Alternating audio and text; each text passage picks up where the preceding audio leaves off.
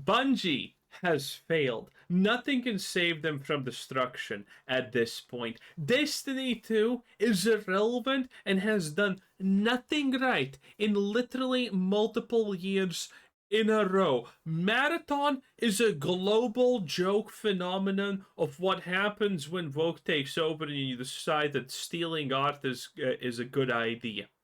And the rest that Bungie has is literally worth nothing at this point. The Bungie's best game that currently exists is a mobile cash grab game by Tencent and not even made by them. They are literally joining Ubisoft's corner of slop development with the fact that their best game is not even made by the same studio that releases everything else. There is nothing to be done to save Bungie. And this newest attempt with another Star Wars themed expansion-ish type of thing is not going to do anything because no one cares about Star Wars at this point. One of the greatest franchises of all time has been driven to near extinction by Disney at this point. And guess what's happening? Nothing's happening. Let's get into this information right now. I know you guys have seen it, but this is the tweet that Bungie put out yesterday, and trust me, I am very surprised. As we continue to develop power and progression changes for Destiny 2 Renegades, we'd like to announce the following changes. Seasonal power will now carry over into Season 28 in December. There will not be a seasonal power reset as in past seasons. So, this is absolutely a desperation move, and it's one of the clearest ones. Usually, you want to start new seasons with a clean slate, so everyone is on the same field, everyone can enjoy it, no one has to think, oh my god, I'm so weaker than everyone else because I don't play the game enough. They are completely throwing that away because they want to make sure that the people who are playing the game are gonna want to max out everything that they can in this game so they start the next season as peak as possible. This is effectively just another way to make sure that the most dedicated players buy all of the microtransactions. This is like a soft version of pay to win, effectively. That's the point of this. Absolutely amazing, Bungie. We had seasonal power resets in past seasons? Oh, artifact power. Oh, I hardly even count that. Yeah, I hardly even count that.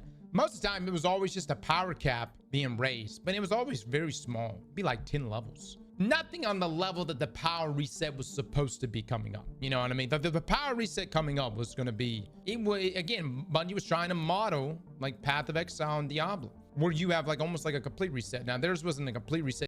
Yeah, modeling Diablo 4, what a great idea. Surely that's not going to have any negative consequences. But you would have been knocked down to 200. Additionally, your unstable course will carry over into Season 28. Well, I'm broke as is, but I guess I'm not as broke as I would have been. Now, beginning next week, a catch-up will be available to boost players to 300 power. We will provide additional information on these changes and more in the tweet on Thursday. All right, so this is crazy. This is crazy, guys. Now, you may be wondering, why is Bungie doing this? Weren't they dead set on this new model? Isn't grind everything we got? We don't exactly have content. I think a big reason for this, guys, and I'm sure you saw the article going around yesterday, is this right here. This was posted yesterday, but following the weekend here. Destiny 2 hits lowest player. No one is even remotely surprised about this, obviously. Everyone expected it. Everyone knew that this is going to happen. Count on Steam and franchise history as community reaches breaking points. I don't trust Bungie anymore. I don't even know, like, the community is not even saying this anymore. I just think the community has reached a point of apathy. At one point, people would still log in and look around and be like, all right, what is there to do? Even then, though, if they didn't have anything to do, they would log back off, but maybe they would log back in. Now they're just reaching a point where they just don't even log in anymore. We're gonna look at the Bro, the real death of any game is apathy. If you hate a game, that's completely fine because that at least gives attention to it. At least you care enough to hate it, right? But the moment you could not be asked about any information about this and you don't care what's happening any longer, that is when everything just breaks. Steam chart numbers are just a second. It's rough, guys. It's rough, man. Zuhad here. This was posted yesterday again. Destiny 2 just hit its lowest player count on Steam since launch. Between new systems introduced in the Edge of Fate, controversial changes, and fading trust in Bungie, longtime fans are walking away. If you've been following the news lately, you probably know that Bungie's popular MMO Destiny 2 is not doing so well right now. Back in July, the studio launched Edge of Fate, the latest expansion that kicked off the next multi-year saga for the game. Now, over 2 months later, the game's population has sunk to the lowest ever in history. The Edge of Fate launched with just 98,211 players on Steam, less than 1/3 of the Final Shape's 314,634 day one peak. That drop wasn't entirely unexpected, since the Final Shape marked the ending of Destiny's 10-year Light and Darkness saga, a natural stopping point for many longtime players. Okay, so maybe not unexpected. In my opinion, I think the higher ups at Bungie, they needed to see it to believe it. I wonder if they truly thought that they would still be making all-time highs while still remaining inside of just Destiny 2. You know what I mean? I wonder if they thought that there's no need for a D3 because Witch Queen made a new all-time high. Lightfall, despite its reception, made an all-time high. Final Shape 2. I'm sure that Wasn't Lightfall like the worst selling expansion ever, by the way? What wasn't the thing about this thing the fact that it undersold Lightfall by half or something like that? Wasn't Lightfall the worst received anything ever in Destiny's history? Now, maybe granted, Lightfall was the first of the super bad expansions in Destiny, but still, I mean, was Lightfall actually a success by any metric? Oof, man, that's probably harsh, you know?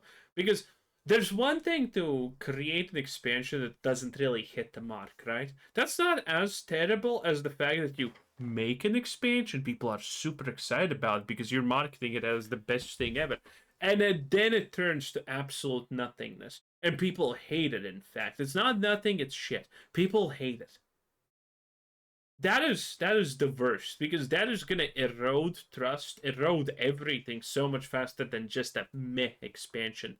You know, again, there's this whole argument took place between Live and Less on this. I think seeing, actually having to experience and see.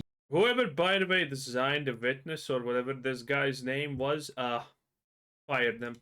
Experience and see the numbers. I'm sure there were people at the top. It's like, no, we're fine. We can keep just making everything within Destiny 2. With Edge of Fate, however, Bungie made a bunch of major system-wide changes to how Destiny 2 plays. One of the core additions was the Portal, a new system meant to give players more options to play, improve the new player experience, and overall replayability of the game. Since it launched, the Portal has become one of the most debated features in the community. Many players says this overcomplicates the experience instead of improving it. Look, there are aspects of the Portal I really do like. Like, I like the ability to customize difficulties, even though that does mess up matchmaking. But let me back up here. Improve the new player experience. I needed to see this to believe it, because I had heard the new player experience in Destiny was terrible. Here this past weekend, we started. Bro, what do you mean the new experience in Destiny is horrible?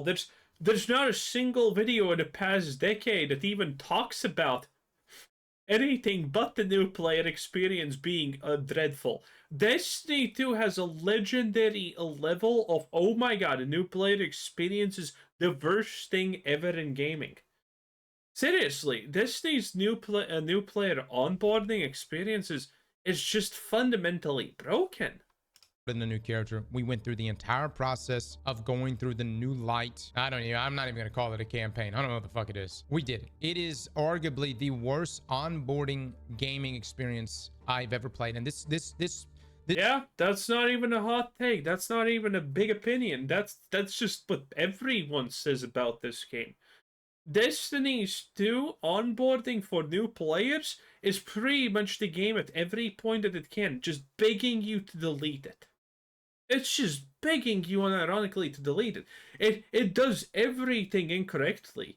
You see currencies that you can't use for 20 levels. You have no idea where you're supposed to go. The markers fucking vanish. The quest objective. There's literally ways to get all soft locked doing quests in that thing. It is insane. One of the reasons why Destiny died as a game is just the fact that no one new wanted to play this. The experience was just horrid on every level. And after that, you find out that, oh, I need to spend 300 euros now to buy this game if I want to play it.